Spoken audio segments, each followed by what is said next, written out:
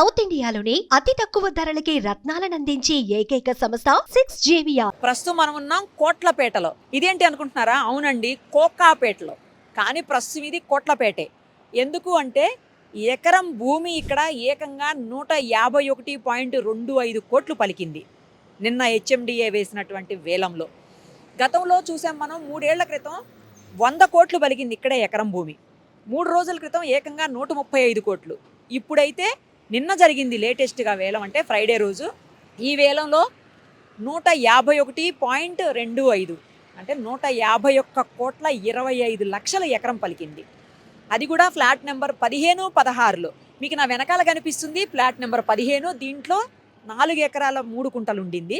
తర్వాత పక్కకే ఉంది 16 ఫ్లాట్ నెంబర్, అందులో 5 ఎకరాల 3 కుంటలు. అంటే మొత్తం ఈ రెండిటి మీద వేసినటువంటి వేలం ద్వారా హెచ్ఎండిఏకి నిన్న ఒక్కరోజే 1,353 కోట్లు వచ్చింది. అసలు ఏంటిది, ఎంత రేట్లు ఉన్నాయి కోకాపేటలో భూములు? మామూలుగానే కోకాపేటలో భూములు చాలా ధరలు ఎక్కువ ఉంటాయి, రేట్స్ ఎక్కువ ఉంటాయి అని చెప్తూ ఉంటారు. బట్ ఇది మనం కంటిన్యూస్గా చూస్తూనే ఉన్నాము.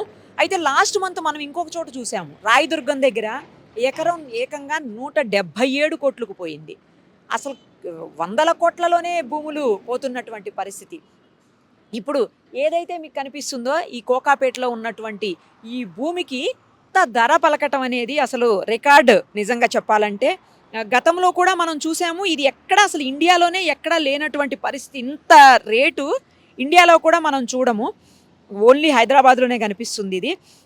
ఈ మొత్తం 2 లేఅవుట్స్లో కలిపి, అంటే కోకాపేట లేఅవుట్లో ఉన్నటువంటి 15, 16. ఎందుకంటే మేజర్గా ఈ పక్కకి వీళ్ళు చూపిస్తున్నారు చూడండి, రోడ్డు ఉంది, 150 ఫీట్ రోడ్డు. ఇటు ఈ సైడు అటు ఆ సైడు కూడా 2 వైపులా 150 ఫీట్ రోడ్డు ఉంది. దానివల్లే డెవలపర్స్ అందరూ కూడా నిన్న రియల్ ఎస్టేట్ వాళ్ళు వీళ్ళంతా పోటీ పడినటువంటి పరిస్థితి. నిన్న సాయంత్రం మొత్తం డే అంతా 10 గంటల పాటు జరిగినటువంటి వేలంలో మొత్తం హోరాహోరీగా జరిగింది ఈ వేలం కూడాను. అంటే ఎకరాకి 99 కోట్లు మినిమం ధరగా హెచ్ఎండిఏ నిర్ణయించినటువంటి పరిస్థితి.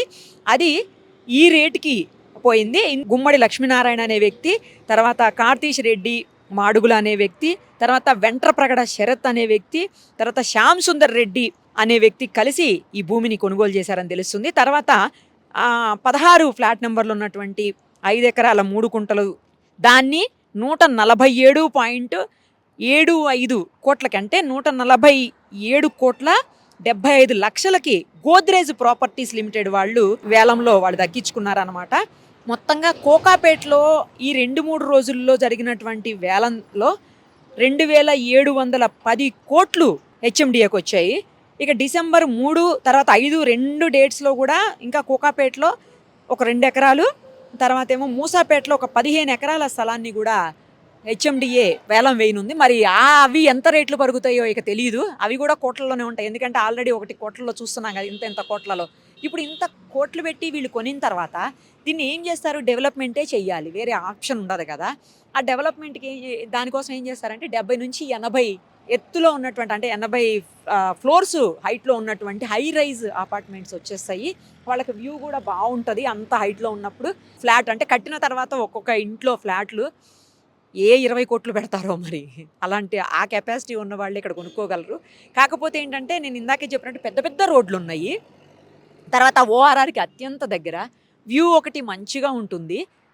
ఇక మరి వాటరు, డ్రైనేజీలు ఇవన్నీ కూడా అంత హైట్లో ఉన్నప్పుడు మరి అవన్నీ కూడా ఎలా చేస్తారో ఏం చేస్తారో మరి.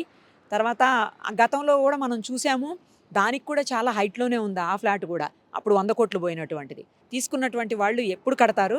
ఆ కట్టిన తర్వాత వచ్చేవాళ్ళు ఎవరు అంత పెట్టి కొంటారు?